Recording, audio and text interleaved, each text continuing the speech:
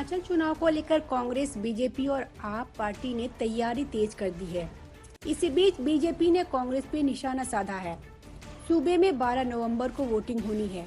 सभी राजनीतिक दल के नेताओं की चहलकदमी राज्य में बढ़ गई है। आज कांग्रेस महासचिव प्रियंका गांधी हिमाचल दौरे पर थी।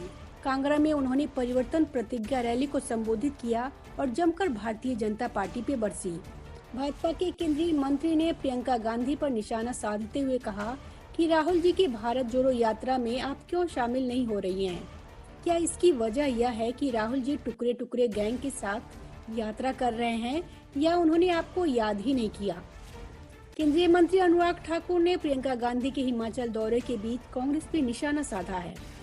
उन्होंने कांग्रेस के लोगों को गुमराह करने वाला बताते हुए कहा कि वो झूठ की राजनीति करती है। साथ ही दावा किया कि केंद्र की मोदी सरकार ने हिमाचल के लोगों के लिए सुशासन और ईमानदारी से कई काम किए हैं। हिमाचल के हमीरपुर में अनुराग ठाकुर ने कहा कि भाई बहन में नहीं बन रही है, इसलिए भारत जोड़ो यात्रा को 1.5 महीने हो गए पर बहन यात्रा में शामिल नहीं हुई। साथ ही उन्होंने राहुल को टुकड़े टुकड़े गैंग के साथ यात्रा करने वाला बताया है। इसके अलावा उन्होंने कहा कि राज्य में फिर से बीजेपी की सरकार आएगी। पत्रकारों से भाजपा नेता अनुराग ठाकुर ने कहा कि हिमाचल में एक बार फिर भाजपा की सरकार बनेगी। डबल इंजन वाली सरकार ने पिछले 5 सालों में बहुत अच्छा काम किया है। प्रियंका गांधी ने कांगड़ा में बीजेपी पर निशाना साधते हुए कहा कि कांग्रेस के कार्यकर्ता गांव-गांव जा रहे हैं।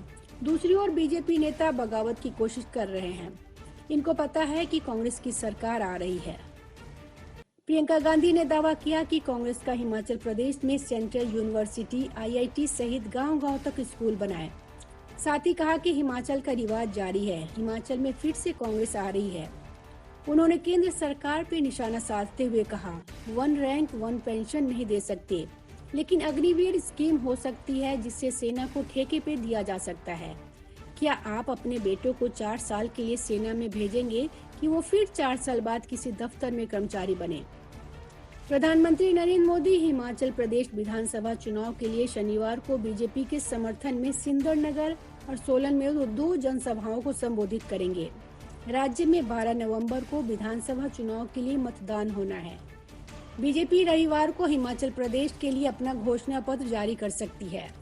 बीजेपी के राष्ट्रीय अध्यक्ष जेपी नड्डा ने गुरुवार को हिमाचल प्रदेश में आम आदमी पार्टी पर कटाक्ष करते हुए कहा कि इसने हिमाचल प्रदेश में आत्मसमर्पण कर दिया है।